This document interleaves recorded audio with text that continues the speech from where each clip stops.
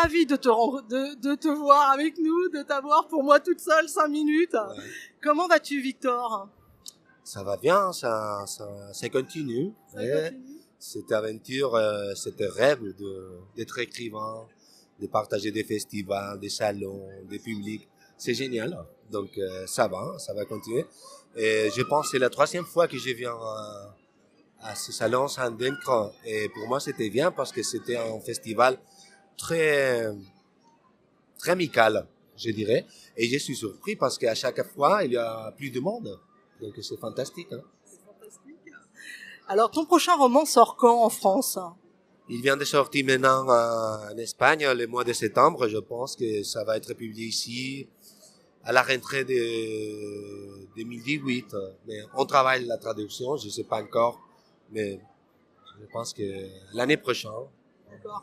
Est-ce que tu veux bien parler pour nos auditeurs de ton dernier roman? Qu'est-ce que ça raconte en gros? C'était une histoire un peu différente à tout ça que j'ai écrit parce que les sujets historiques, c'est un peu différent. C'est pas la grande histoire. C'est plutôt l'histoire d'une petite construction qui est à Madrid, proche de Madrid, que tristement tous les Espagnols nous connaissons. C'est le Valle de los Caídos, que c'était un peu l'évocation de l'efranquisme le plus dur. Et c'était un monument qu'on a construit, un monument mortuaire qu'on a construit et la main avec la répression républicaine, avec des prisonniers républicains. Donc, on explique cette construction du Valle de los Caídos. Et en fait, j'ai fait toujours avec mes romans, de mélanger l'histoire familière avec la grande histoire.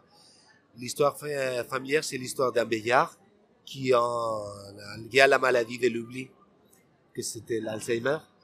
Donc, c'était pas casualité, un homme qui perd la mémoire avec un pays qui est en train de perdre la mémoire aussi.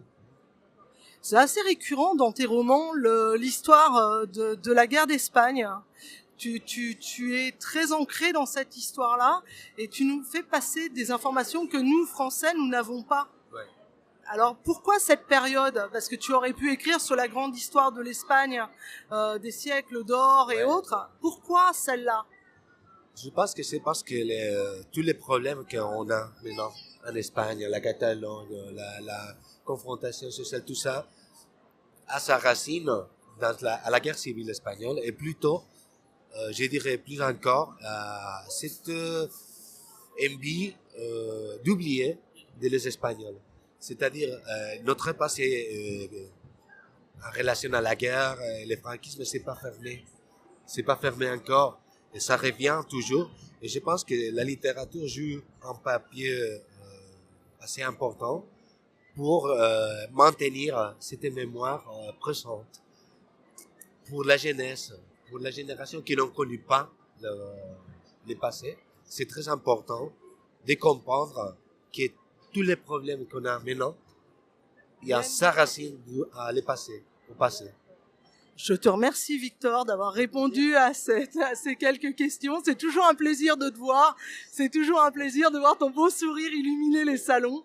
Et je vous encourage grandement à découvrir les romans de Victor parce que c'est de la très grande littérature au-delà du monde du polar. C'est un des auteurs à suivre absolument. Et ses romans sont grandioses. Si vous voulez connaître l'histoire espagnole, l'histoire du XXe siècle espagnol, je vous conseille franchement de lire ces romans, et en particulier, moi, le roman qui m'a marqué, La tristesse du samouraï. Voilà. Je vous souhaite une bonne soirée et je vous remercie. Au revoir.